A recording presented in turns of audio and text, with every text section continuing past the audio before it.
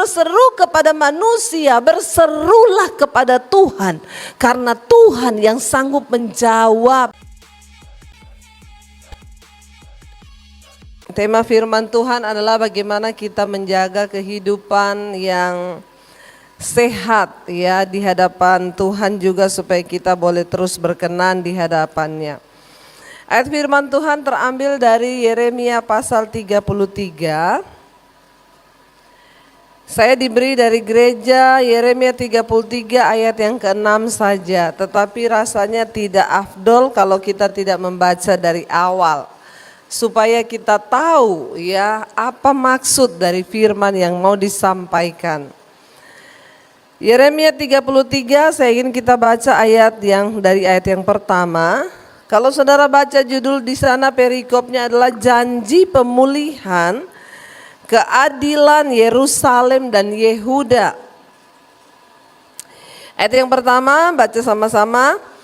Datanglah firman Tuhan untuk kedua kalinya kepada Yeremia ketika ia masih terkurung di pelataran penjagaan itu. Bunyinya, beginilah firman Tuhan yang telah menjadikan bumi dengan membentuknya dan menegakkannya, Tuhan ialah namanya.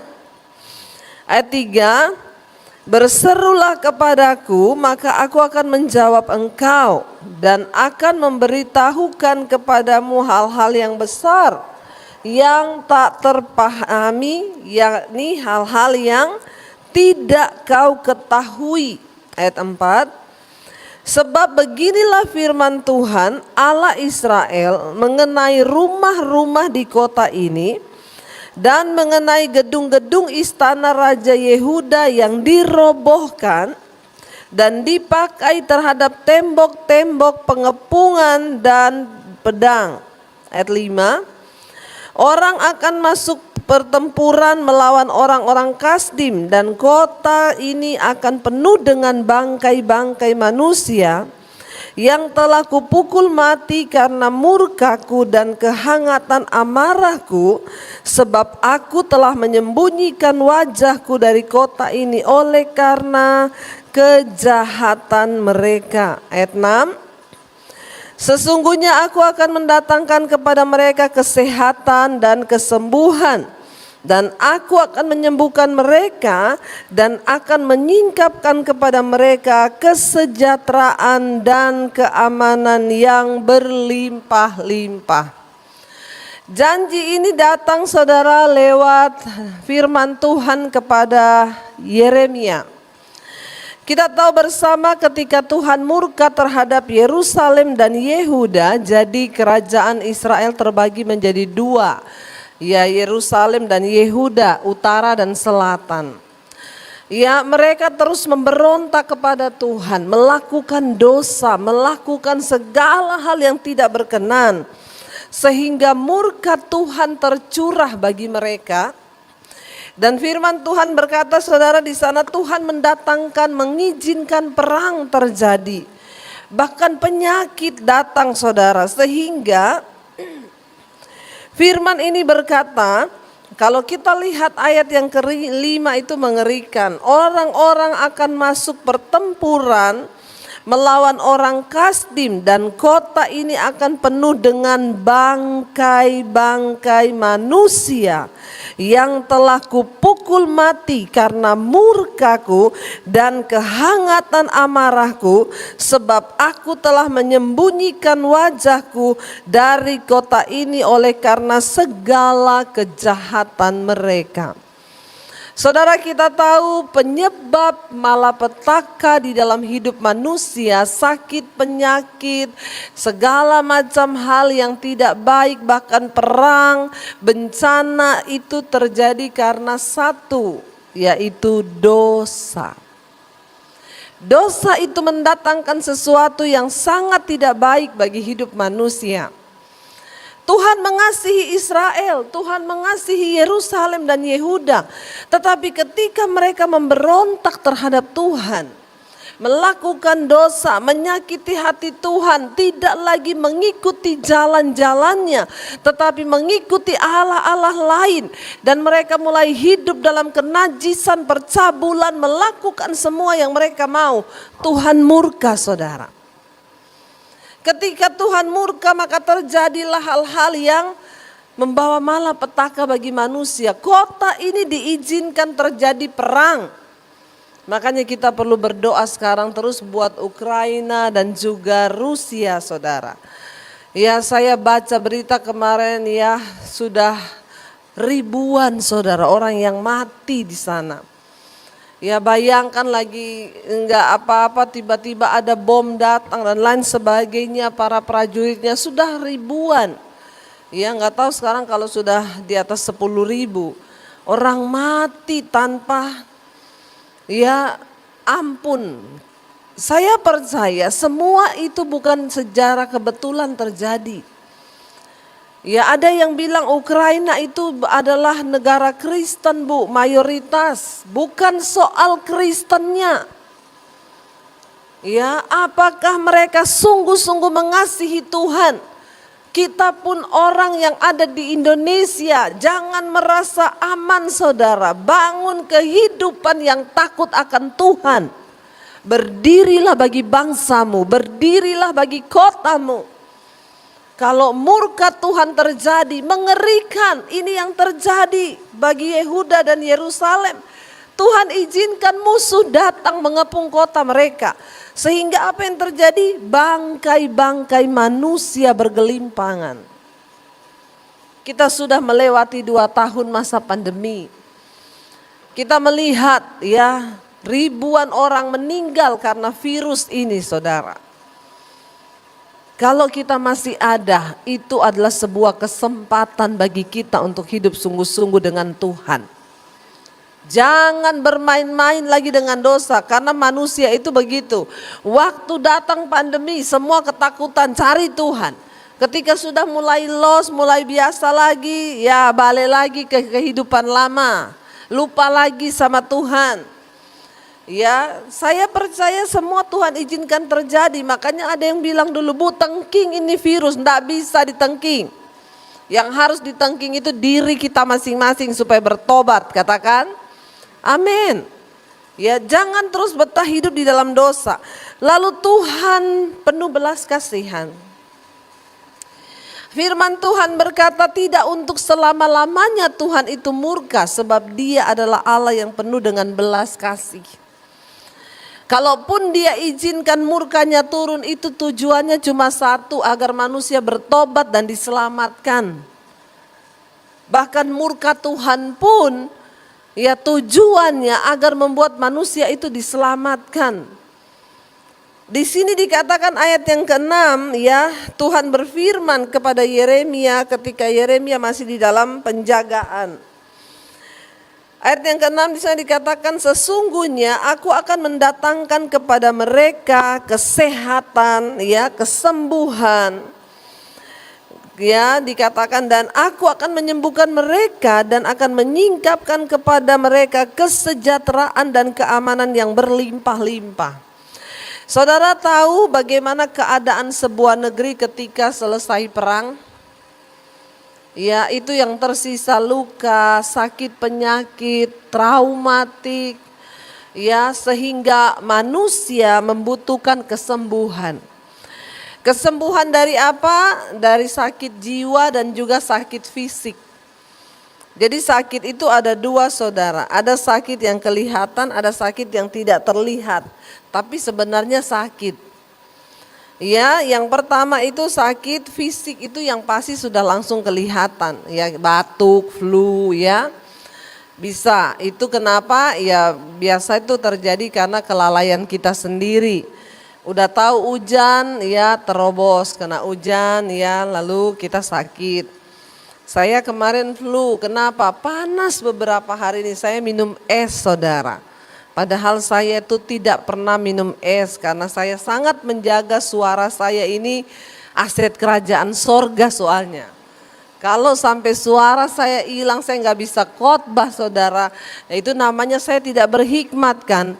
Ya jadi saya menjaga dari dulu ditawari minum es nggak mau, tapi berapa hari ini karena panasnya minta ampun lah, ini cuaca memang panas dingin. Ya kemarin seharian matahari tiba-tiba turun, ya lagi tengah hari tiba-tiba jadi gelap saudara. Ya lalu tiba-tiba ada angin yang berhembus kenceng ya. Nah kalau kita lagi staminanya ya kurang bagus ya, saya kurang istirahat karena kemarin selesai peresmian studio DBTV, tepuk tangan buat Tuhan Yesus. Ya saya tidak bisa mengundang semua saudara, maaf karena memang lagi prokes dan lain sebagainya. Ya tapi cuman supaya ya ada acara lah ya, walaupun hanya 20-30 orang saja. Ya saya kecapean, lalu saya minum es, saya flu saudara. Tapi itu terjadi karena kesalahan saya, itu penyebab yang datang dari ya luar bukan dari jiwa. Nah sekarang yang lebih berbahaya itu kalau sakit yang datang dari dalam, yaitu dari jiwa. Ya orang itu bisa sakit ya bukan hanya karena faktor yang dari luar. Kalau tiba-tiba orang kena ginjal, kenapa dia bisa sakit ginjal? Karena dia tuh tukang minum minuman-minuman kaleng, minuman berenergi, itu kan berbahaya saudara. Ya jadi kita harus banyak minum air putih untuk bisa menjaga kesehatan ginjal kita. Tapi ada orang kena ginjal, kenapa? Wah itu dari muda bu, kalau minum. Teman anak saya ya masih SD sudah cuci darah, kena gagal ginjal. Saya bilang anak saya itu anak masih SD udah cuci darah, kenapa deh? Dari kecil minum minuman kaleng. Ya saya tidak usah menyebutkan merek, bahaya. Tapi itu diminum, kadar gulanya tinggi sekali. Saya sekarang kalau dapat minuman-minuman kaleng itu ya, saya suruh anak-anak buang ya, jangan juga dikasih orang saudara ya. Saya bilang sama anak itu racun, jangan diminum. Atau pakai cuci kamar mandi saja. Kenapa saudara? Kita harus menjaga tubuh kita. Karena tubuh ini bait Allah. Tetapi ada sakit kalau itu ketahuan. Tapi ada sakit manusia yang datang akibat dosa, itu pertama kehantam itu dari dalam jiwa dulu. Ya saya kemarin ketemu dengan seorang pendengar mesbah doa. Dia bersaksi ketika masa pandemi dia ketakutan luar biasa saudara. Sehingga dia mulai mengalami kegangguan kejiwaan. Tiap hari dia ketakutan sampai ketakutannya itu tingkat tinggi. Ya sampai dia di kamar pun dia gemeteran saudara, gemeteran sendiri. Nanti gemeteran nangis sendiri. Dibawa sama anaknya ke psikiater, diperiksa, dikasih obat penenang, dikasih obat ini, tetap nggak mempan. Setiap hari dia ketakutan. Dari awal pandemi dia dapat sakit itu. Akhirnya dibawa ke dokter jiwa saudara, sampai sudah dikasih obat sakit jiwa, orang sakit jiwa. Karena dokter bilang ini gangguan kejiwaannya sudah parah. Karena sampai sudah pingsan-pingsan. Satu kali ditemukan anaknya pingsan di kamar, dibawa lagi ke dokter saudara. Lalu ya dia diopnam di rumah sakit, beberapa kali pulang ke rumah. Waktu pulang ke rumah dia bilang, satu kali saya nonton khotbah ibu yang judulnya ya bahaya roh ketakutan.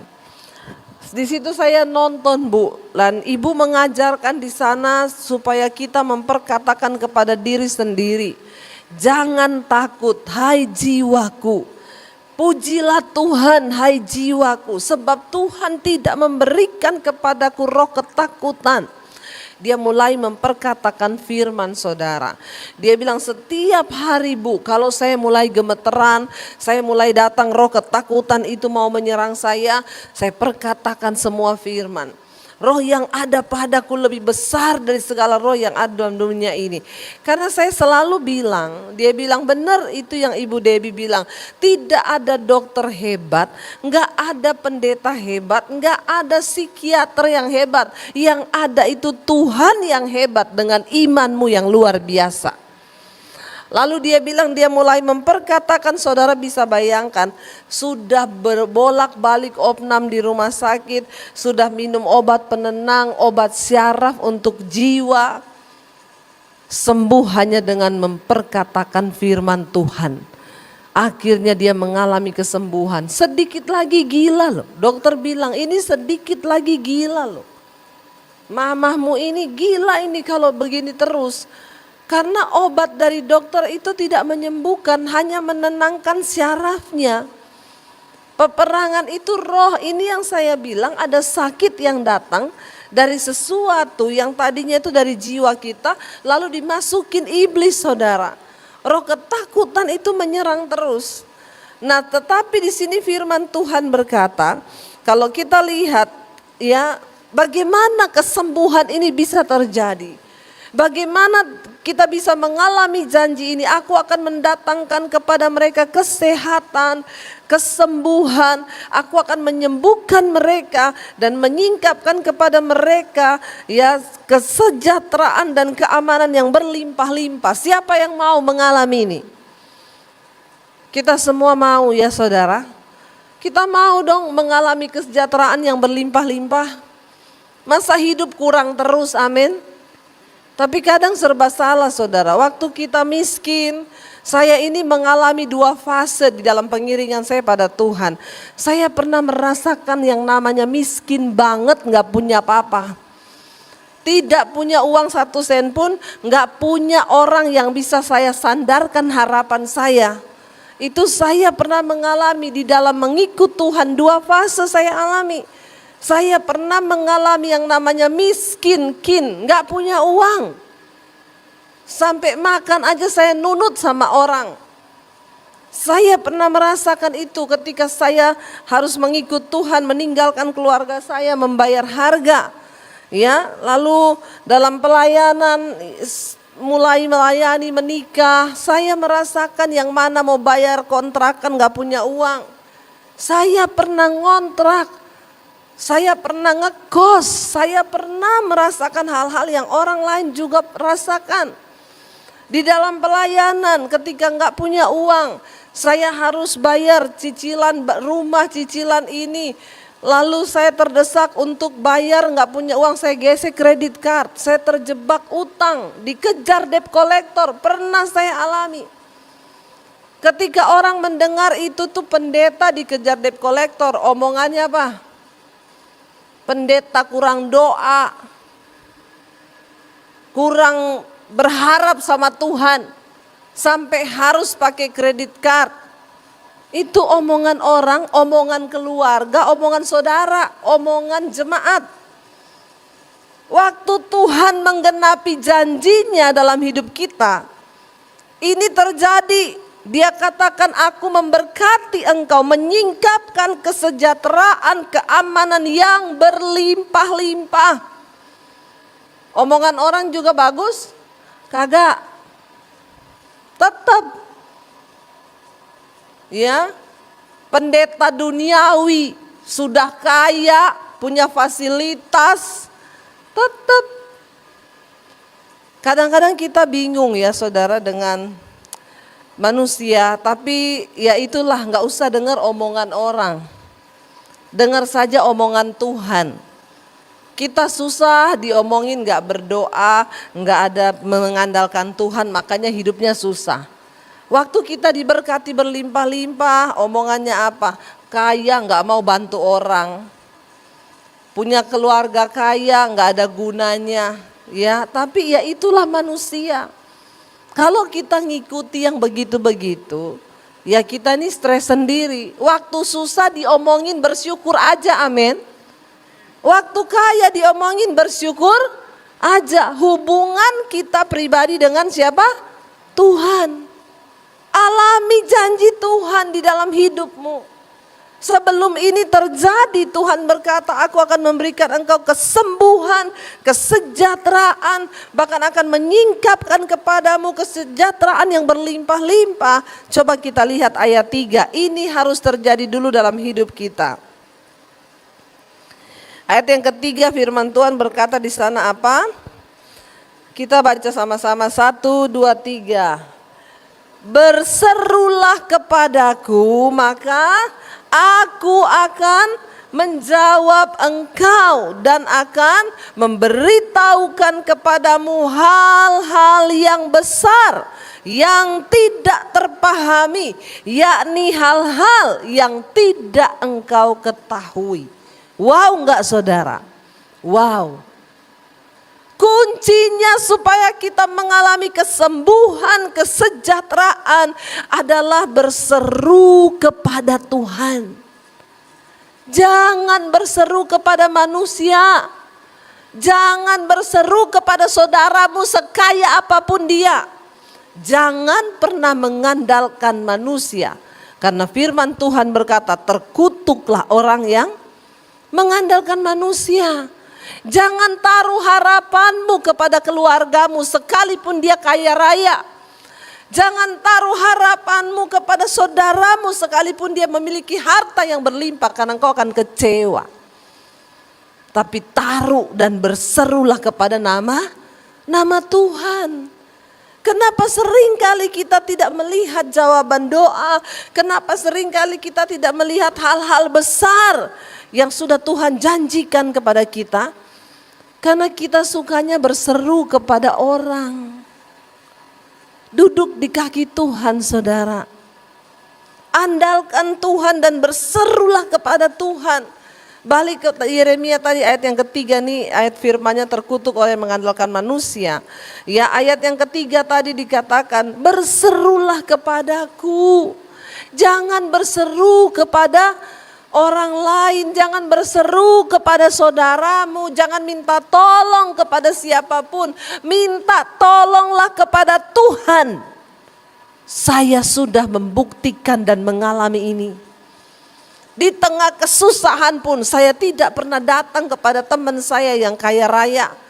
Saya nggak pernah datang kepada keluarga saya. Saya duduk berlutut di kaki Tuhan, berseru hanya kepada Tuhan. Jangan berseru kepada manusia yang kau kecewa. Bagaimana kita mengalami janji Tuhan itu? Berserulah kepadaku, maka aku akan menjawab. Kalau kita berseru kepada manusia, seringkali manusia tidak menjawab. Itu yang selalu saya ajarkan kepada jemaat. Jangan berseru kepada pendeta. Jangan berseru kepada hamba Tuhan.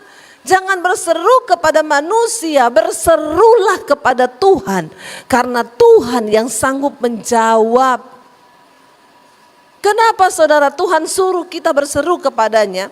Agar engkau punya pengalaman pribadi dengan Tuhan.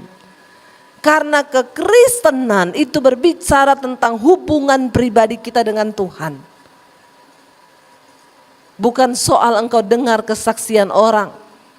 Bukan cuma soal engkau iya ya, wah luar biasa ya dia mengalami. Ayo bilang Tuhan, aku juga mau mengalami. Saya bersyukur tuh jemaat Mesbah Doa, Bu Debi saya mau bersaksi. Saya kalau dengar orang-orang bersaksi di Mesbah Doa itu saya selalu bilang loh Tuhan, aku juga mau bersaksi, mengalami Tuhan supaya aku bisa bersaksi. Ada saudara, mereka rindu dan benar-benar terjadi. Akhirnya mereka mengalami Tuhan sendiri, mengalami mujizat Tuhan sendiri. Ya, dan akhirnya Tuhan menjawab. Makanya ayat ini Alkitab ini berkata, berserulah kepadaku. Jangan berseru kepada manusia, jangan berseru kepada pendeta, jangan berseru kepada saudaramu yang kaya. Duduk di kaki Tuhan. Saya mau mengajarkan kita hari ini, ayo andalkan Tuhan. Maka dia akan mendatangkan ayat yang ke-6 tadi dikatakan, kesembuhan, kesehatan bagimu. Dan aku akan menyembuhkan mereka. Mari kita mulai membangun kehidupan yang sehat. Ya, dan kehidupan yang sehat di dalam kehidupan jasmani kita itu berawal dari kehidupan rohani yang sehat di hadapan Tuhan. Tubuh kita akan sehat waktu kita rajin mendengarkan firman. Tubuh kita ini akan mengalami kesembuhan saat kita membangun hubungan kita yang intim dengan Tuhan. Sebab di hidup ini saudara, ada dua hal. Ada hal yang bisa engkau capai dengan kepinteranmu sendiri. Saya kemarin ketemu dengan seorang yang dia bilang, saya ini pinter banget Bu. Saya ini kalau bekerja dengan logika Bu. Dan semua yang saya lakukan dengan logika itu selalu berhasil. Saya lihat orang ini hanya terfokus pada uang, uang, dan uang. Lalu saya berkata kepada dia, Pak, jangan bekerja hanya untuk mencari uang yang dapat binasa. Karena tidak semua hal dalam hidup ini Pak, engkau bisa kerjakan dengan kepintaranmu. Kalau hari ini Tuhan bikin satu saja syaraf di otakmu jebol, maka engkau tidak akan bisa apa-apa lagi dengan tubuhmu, dengan kepintaranmu. Ada hal dan banyak hal besar di hidup ini yang hanya bisa kita alami waktu kita itu memiliki hubungan pribadi dengan Tuhan. Orang itu terdiam saudara. Lalu dia bilang, iya Bu, betul Bu. Iya, saya lihat Bapak pinter. Bapak jago dalam bekerja. Karena Bapak masih sehat. Karena Bapak sekarang kuat. Tetapi saya juga lihat hidup Bapak tuh capek. Dia terdiam, lalu dia bilang, iya betul Bu. Iya, engkau bekerja dengan kekuatanmu, dengan kepintaranmu, bahkan dosa pun engkau terjang untuk mendapatkan uang. Engkau capek di dalam hidupmu. Saya bilang, Pak, ada banyak hal di hidup ini yang kita hanya bisa raih itu dengan kasih karunia Tuhan. Dekatkan hidupmu pada Tuhan.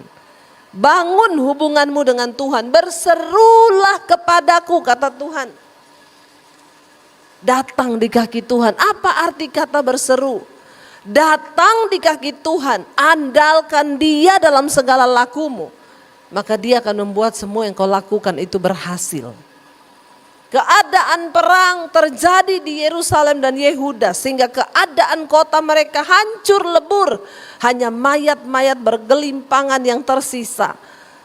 Saya kemarin baca berita pakar ekonomi Rusia sudah pergi mengundurkan diri dari Rusia. Karena dia sudah tahu setelah perang keadaan ekonomi itu akan tergoncang. Ini yang terjadi juga di Yehuda. Bayangkan bagaimana lagi mau membangun negara Ukraina yang sudah begitu hancur. Perang hanya menyebabkan sakit mental, fisik, bahkan orang trauma saudara, dan mereka membutuhkan kesembuhan. Ini yang dibutuhkan oleh Yerusalem dan Yehuda ketika Tuhan izinkan kota itu dikepung. Mungkin hari ini juga engkau berkata, Tuhan, aku pun seperti itu. Hari ini rasanya hidupku hancur. Hari ini rasanya lebur semuanya, bisnisku, usahaku, pekerjaanku, rasanya tidak ada lagi yang tersisa. Itu aku Tuhan. Dan aku membutuhkan apa yang engkau janjikan hari ini. Kesembuhan terjadi atas bisnisku, keluargaku, anak-anakku, hubunganku dengan suami. Mari datang pada Tuhan saudara. Hanya ketika engkau berseru kepada Dia, maka Dia menjawab dan Dia akan berfirman sehingga kita sembuh.